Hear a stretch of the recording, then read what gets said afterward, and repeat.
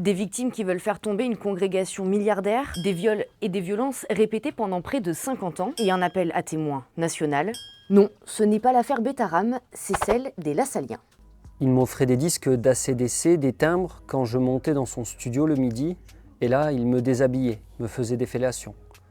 Je devais me retourner, et il se masturbait sur mes fesses. Ce témoignage, c'est celui de Patrice. Il a été scolarisé au collège Saint-Genès-Talence en Gironde dans les années 70. Comme des dizaines d'anciens élèves, il accuse les Lassaliens d'agressions sexuelles et de viols commis dans toute la France.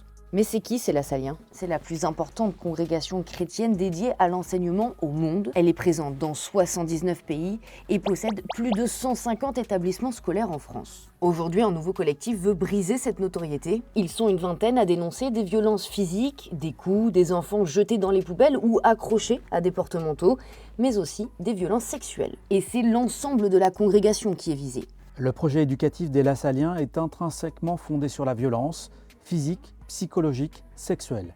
On parle de punition, d'humiliation et de véritables terreaux pour les prédateurs sexuels. Le collectif a lancé un appel à témoins et créé un groupe Facebook. La congrégation a déjà été reconnue responsable de violences sexuelles au Canada, en Australie et en Irlande. Certaines victimes ont reçu jusqu'à 200 000 $.